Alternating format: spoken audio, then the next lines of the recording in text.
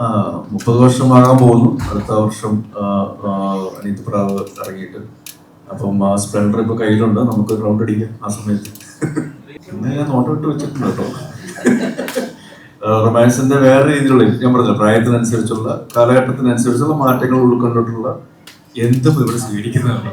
സിനിമാത്തിലെ ഷെല്ലിയുടെ ഒരു പെർസ്പെക്റ്റീവിൽ പോലും നോക്കുകയാണെങ്കിൽ പലരും വലിക്കുമ്പോഴും അല്ലെങ്കിൽ പിന്നോട്ട് വലിക്കുമ്പോഴും ഷെല്ലി എന്ന വ്യക്തി ഒരു പോലീസ് ഉദ്യോഗസ്ഥനപ്പുറം സിനിമയിലേക്ക് വരണമെന്ന് ആഗ്രഹിച്ച് നടന്നിരുന്ന ഷെല്ലി എന്ന കഥാകൃത്ത്, അദ്ദേഹത്തിന്റെ ഒരു പരിണാമം, ഒരു യാത്ര ആണ് ശരിക്കും ഉന്മാദം. ഒരു ഒരു ടോപ്പ് മിസ്റ്ററി ത്രില്ലർ അല്ലെങ്കിൽ സൂപ്പർ നാച്ചുറൽ എലമെന്റ്സിനപ്പുറം കുറച്ചുകൂടി മാനുഷികമായിട്ടുള്ള, നമുക്ക് റിലേറ്റ് ചെയ്യാൻ പറ്റുന്ന ഒരുപാട് ആൾക്കാരുടെ ജീവിതമായിട്ട് ബന്ധപ്പെട്ടിരിക്കുന്ന ഒരു കഥാപാത്രം, കഥാപരിസരവുമാണ് ഷെല്ലിയും ഉന്മാദവും. ശരി, ഞാൻ എഴുതിയതിൽ ഏറ്റവും ഇൻട്രസ്റ്റിംഗ് ആയ സ്ക്രിപ്റ്റ് ഇതാണെന്നാണ് ഞാൻ വിശ്വസിക്കുന്നത്. ബാക്കിയെല്ലാം നമുക്കറിയാം, കൃത്യം പോയി അവർക്ക് ഇമോഷൻ വരും, അവിടെ വരും, ഇവിടെ വരും. നമുക്ക് ആൾക്കാർ ഇങ്ങനെ ഇമോഷണലി പടം കഴിയുമ്പോൾ അവർ ഇച്ചിരി ബുക്കായിപ്പോൾ ഇങ്ങനൊരു മീറ്റർ കൃത്യമായി ഉണ്ടായിരുന്നു. ആദ്യം തന്നെ സന്തോഷവും ഞങ്ങളുടെ നന്ദിയും അറിയിക്കുകയാണ്. ഉന്മാദം എന്നുള്ള സിനിമ തിയേറ്ററിൽ വരികയും തിരികെ സ്വീകരിച്ച നിങ്ങൾക്ക് എല്ലാവർക്കും, എല്ലാ അഭിപ്രായങ്ങൾക്കും, അനുകൂലമായും പ്രതികൂലമായും പ്രോത്സാഹനപരമായും സന്തോഷവും ചെറിയ കിഴുകൊക്കെ തന്നിട്ടുള്ള എല്ലാ അഭിപ്രായങ്ങൾക്കും നന്ദിയുണ്ട്, സ്നേഹമുണ്ട്.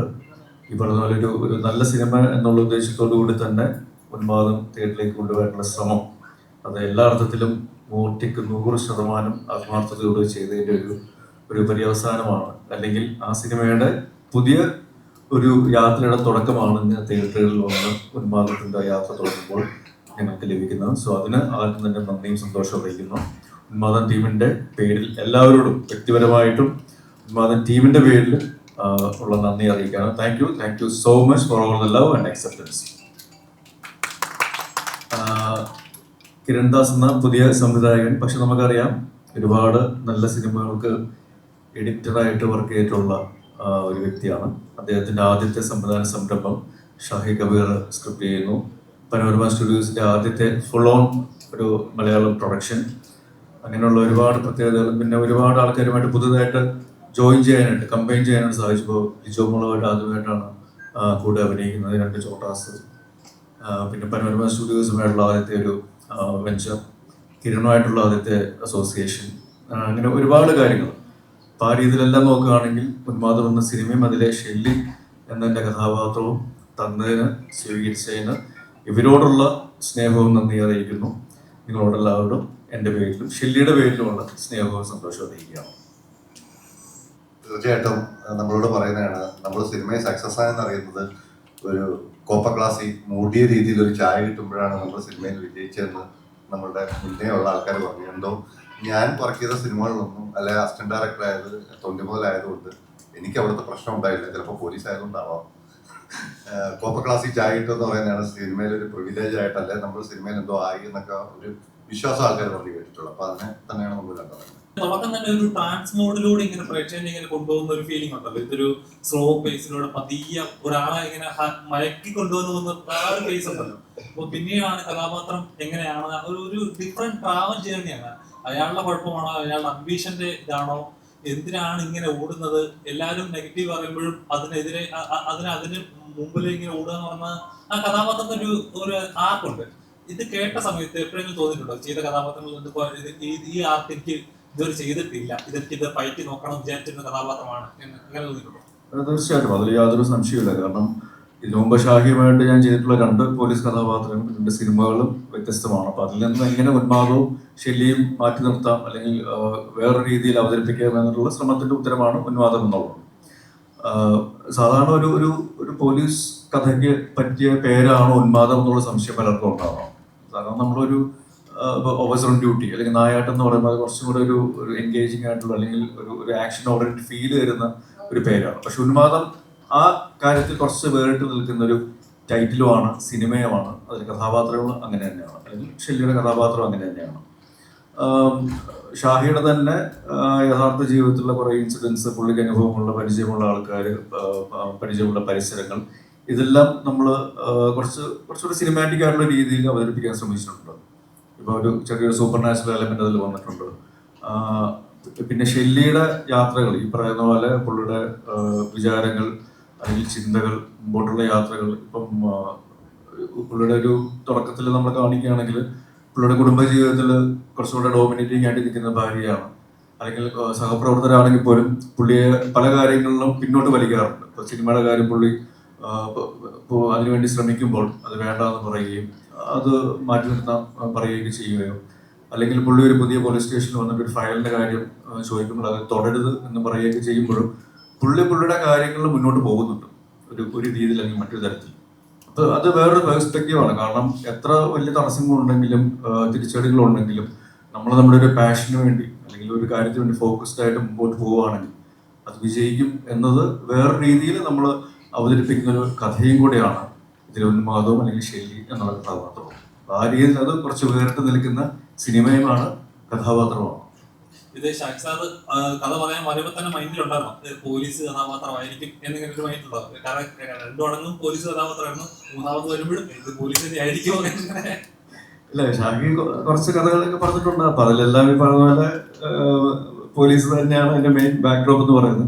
പക്ഷെ അതിൽ നിന്നും എല്ലാം ഞങ്ങൾ ഒരുമിച്ച് ചെയ്യുന്ന സിനിമകളിൽ നിന്നൊക്കെ എങ്ങനെ മാറ്റി നിർത്താം എന്നുള്ളത് അതിന്റെ ഒരു ശ്രമമാണ്. ഇപ്പൊ ഈ ചോദ്യം തന്നെ അതിന്റെ ഒരു ഉത്തരമാണ് ശരിക്കും പറഞ്ഞത്. അങ്ങനെ ഒരു വ്യത്യസ്തമായിട്ടുള്ള ചോദിക്കപ്പെടുക എന്നുള്ളത് ഒരു പോലീസ് കഥയ്ക്ക്, അല്ലെങ്കിൽ ഷാഹിയും ഞാനും കൂടെ വീണ്ടും ഒന്ന് ചേർന്ന മൂന്നാമത്തെ സിനിമയിലേക്ക് ആ ഒരു ചോദ്യം വരുന്നത് തന്നെ ഒരു വ്യത്യസ്തത ആ സിനിമയ്ക്ക് അവകാശപ്പെടുന്നു എന്നുള്ളതിന്റെ തെളിവാണ്. Thank you for that. ശരിക്കും സെക്കൻഡ് ഹാഫിലേക്ക് വരുമ്പോഴേ ഈ നമ്മുടെ തോട്ടിലേക്ക് കാര്യങ്ങൾ മാറുന്നുണ്ട്. ഒരു ഗ്രാജുവൽ ഗ്രോത്ത് ശരിക്കും സിനിമയ്ക്ക് സംഭവിക്കുന്നുണ്ടല്ലോ.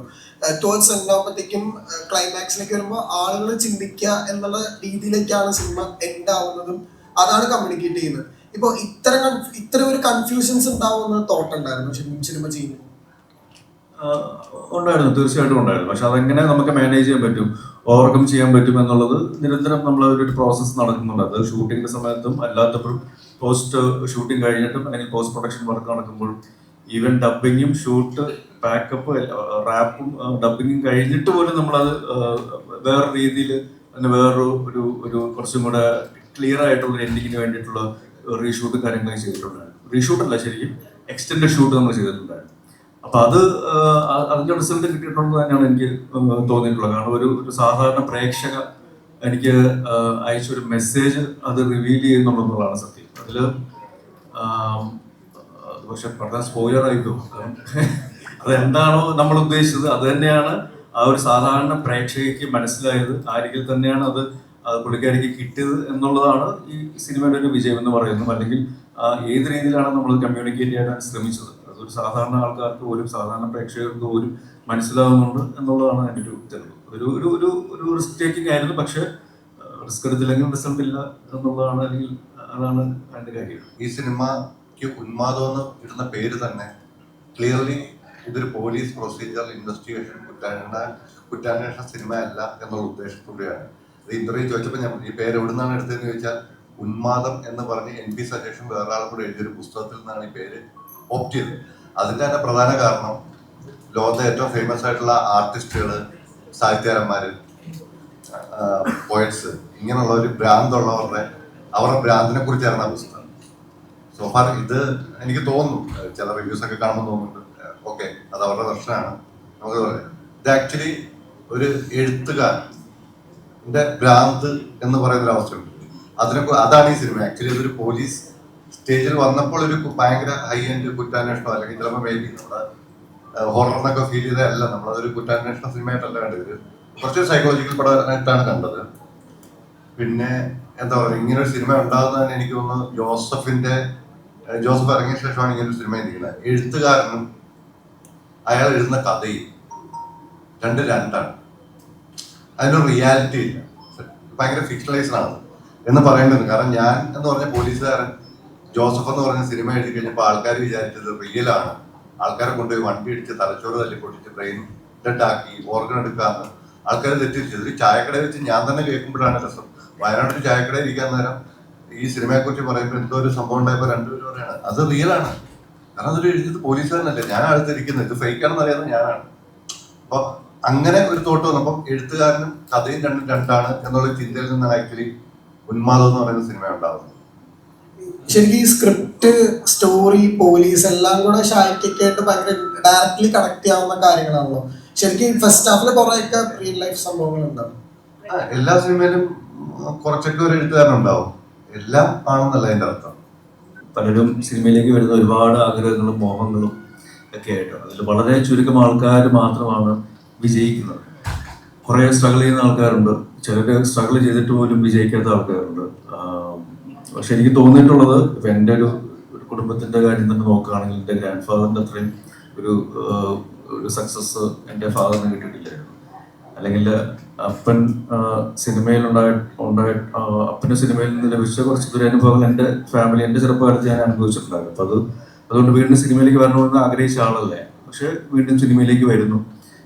എനിക്ക് തോന്നുന്നു അപ്പൻ്റെ ഒരു ആഗ്രഹത്തിന്റെ പൂർത്തീകരണം ആയിരിക്കാം, അല്ലെങ്കിൽ അതിൻ്റെ ഒരു യാത്രയായിരിക്കാം ഞാനിപ്പോൾ എനിക്കിപ്പോൾ കിട്ടുന്ന ഒരു റെക്കഗ്നിഷനും ഒരു അംഗീകാരവും സ്നേഹവും എല്ലാം സിനിമ അഭിനയിക്കാനുള്ള അവസരങ്ങൾ ഉൾപ്പെടെ.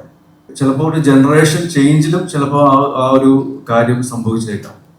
തനിക്ക് പറ്റിയില്ലെങ്കിൽ അടുത്ത തലമുറയിലേക്ക് ചിലപ്പോൾ ആ ഒരു ഭാഗ്യം ലഭിച്ചേക്കാം. അപ്പം അങ്ങനെ വിശ്വസിച്ച് വരുന്ന ആൾക്കാരുണ്ട്, അതിനുവേണ്ടി സ്ട്രെയിൻ എടുക്കുന്ന ആൾക്കാരുണ്ട്.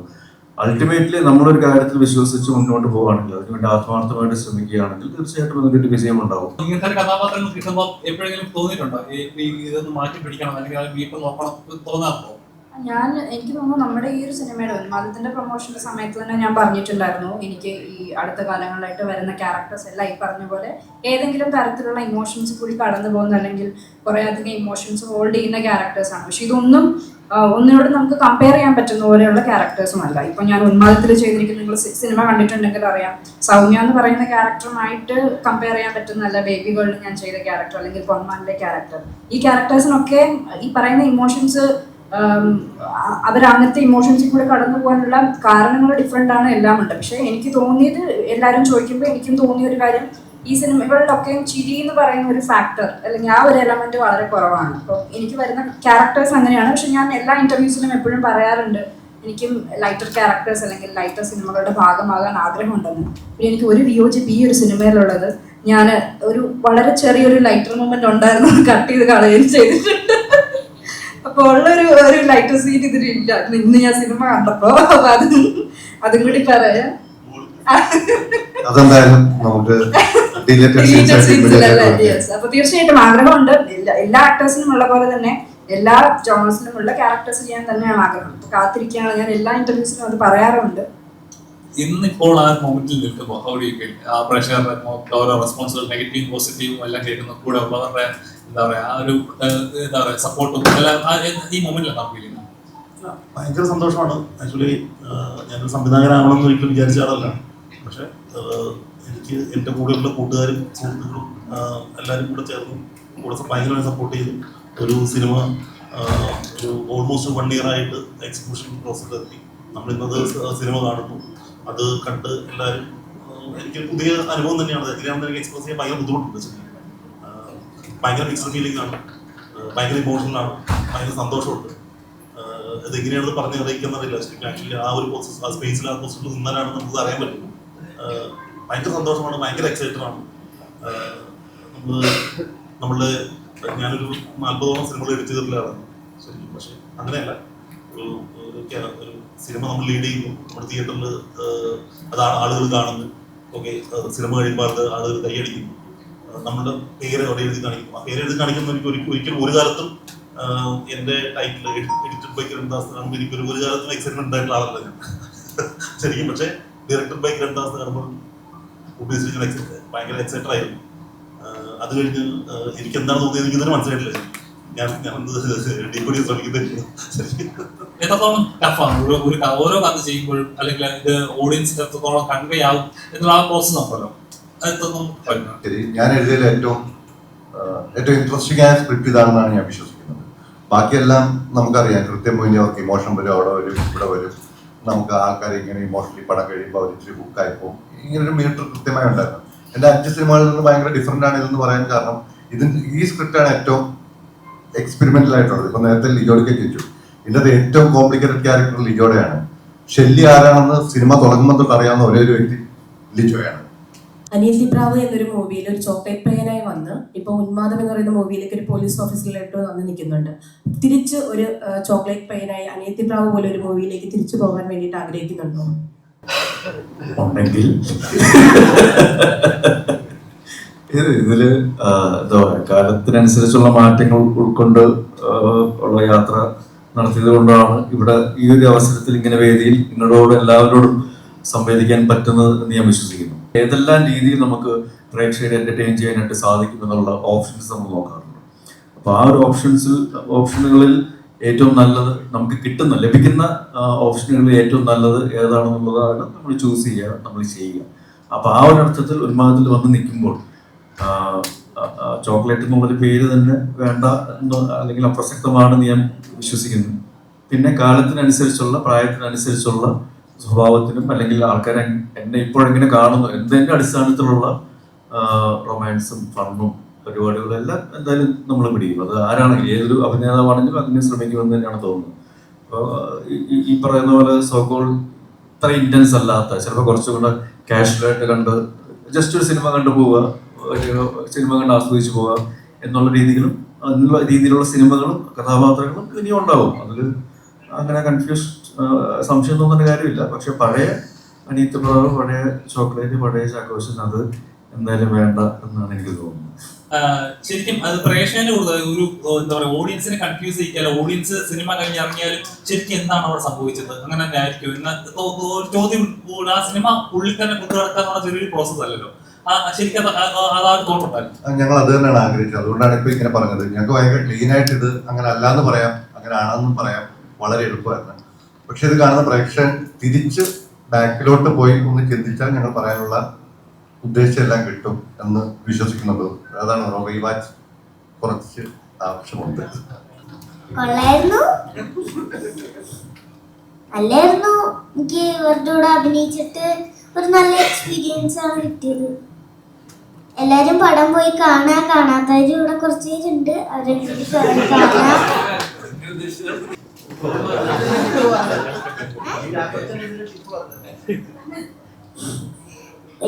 കളിപ്പിച്ചു, പക്ഷെ അതെനിക്കറിയില്ല,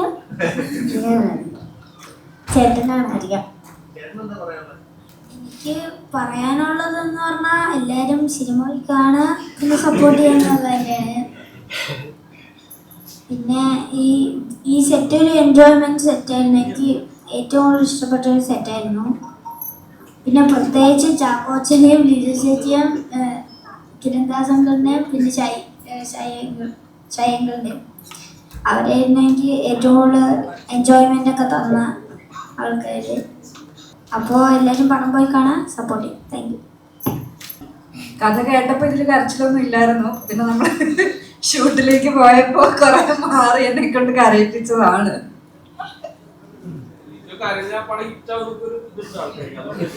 അങ്ങനെയാണെങ്കിൽ സൂപ്പർ ഹിറ്റ് ആവട്ടെ എന്ന് ഞാനും ആത്മാർത്ഥമായിട്ട് ആഗ്രഹിക്കുന്നു. മലയാളത്തിൽ ചെയ്യുന്ന ഇൻഡിവിജ്വൽ പ്രൊഡ്യൂസർ ആയിട്ട് ചെയ്യുന്ന ഫസ്റ്റ് വെഞ്ചർ ആണല്ലോ ഉന്മാദം എന്ന് പറയുന്നത്. എത്രത്തോളം ക്ലോസ് ആണത്? അത് ഭയങ്കര ഫസ്റ്റ് സിനിമയാണ്. ഷാഹിനെ കണ്ടപ്പോൾ നമ്മള് കഥയൊക്കെ ഷാഹി പറഞ്ഞപ്പോ ഫസ്റ്റ് ഓഫ് ഓൾ സിനിമ ഷാഹിയുടെ കൂടെ ചെയ്യാൻ പറ്റുന്ന ഒരു വലിയ ഭാഗ്യമായിരുന്നു. ഷാഹി കണ്ടു, ഇഷ്ടപ്പെട്ടു. അത് കഴിഞ്ഞിട്ട് ചാക്കോച്ചനെ കണ്ടു, സിനിമ ചെയ്തു. സിനിമ ഇപ്പൊ ഹിറ്റാണ്. നമുക്ക് വേണ്ടി ഇത് ഭയങ്കര ഒരു ഇമ്പോർട്ടൻറ്റ് സ്റ്റെപ്പും ആയിരുന്നു കമ്പനിക്ക് വേണ്ടി. ഇനി പോകണം, ഇനി ചെയ്യുന്നത് പോലെ മലയാള സിനിമയുടെ സ്വന്തം നമ്മൾ തന്നെ പ്രൊഡ്യൂസ് ചെയ്യുകയാണ്. ചാക്കോച്ചൻ്റെ കൂടെ അടുത്ത സിനിമ ചെയ്യുന്നുണ്ട്, ഷാഹിയുടെ കൂടെ അടുത്ത സിനിമ ചെയ്യുന്നുണ്ട്. കിരൺ ആന്ന് പറഞ്ഞിട്ടില്ല, അതിന് വേണ്ടി വെയിറ്റ് ചെയ്യുകയാണ്. സോ സിനിമകൾ നമ്മൾ കുറെ ചെയ്യുന്നുണ്ട് മലയാളത്തിൽ. ഇനി അടുത്ത ഏറ്റവും കൂടുതൽ പ്രേക്ഷകർ എക്സ്പെക്ട് ചെയ്യുന്ന ഒരു പടം ടിക്കറ്റാക്കെയാണ്. എന്താണ് എന്റെ ഒരു കണ്ടീഷൻ? പോസ്റ്റ് പ്രൊഡക്ഷൻ നടക്കുവാണ്. അത് വലിയൊരു വെടിക്കെട്ടായിരിക്കും മലയാള സിനിമ എന്നൊരു ഇതുണ്ട്. ശരിക്കും വരും ഒക്ടോബർ നവംബറിലാവും പറയാം, ഡേറ്റ് പറയാം. ചാക്കോച്ചന്റെ ഇതേപോലെ ഒരു മാസ് പടം ഞങ്ങൾക്ക് ഉടനെ പ്രതീക്ഷിക്കാവോ? ഒരു പക്ക ഒരു ഗാങ്സ്റ്റർ ലെവലിലുള്ള സാധനം.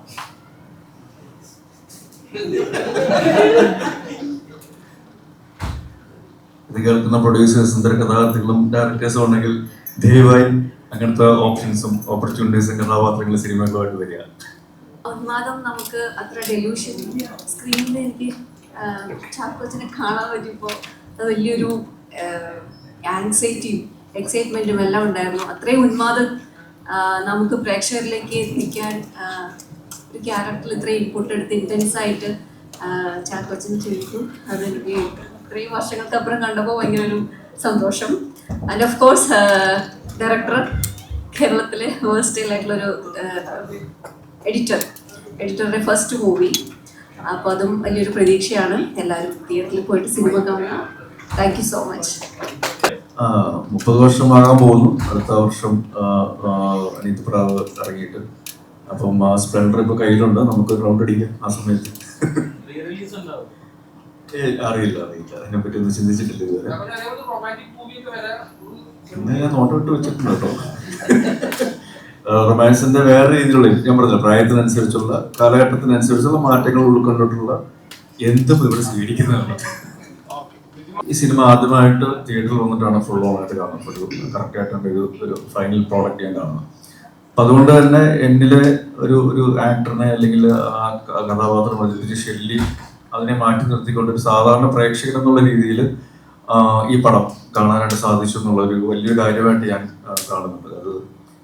അത് എന്നിലെ പ്രേക്ഷകന് 100% തൃപ്തിപ്പെടുത്തിയ ഒരു സിനിമ എന്നുള്ളത് എനിക്ക് വ്യക്തിപരമായിട്ട് ഉറപ്പിച്ച് പറയാത്തൊരു കാര്യമാണ്. അപ്പം അങ്ങനെ ഒരു സിനിമ തന്നതിന് ഹോൾ ടീമിനോട് എൻ്റെ ചാക്കോച്ചൻ എന്ന് പറയുന്ന വ്യക്തിയുടെ പേരിൽ ഒരു നന്ദി അറിയിക്കുകയാണ്. Thank you to Unmadan team from Chackochan.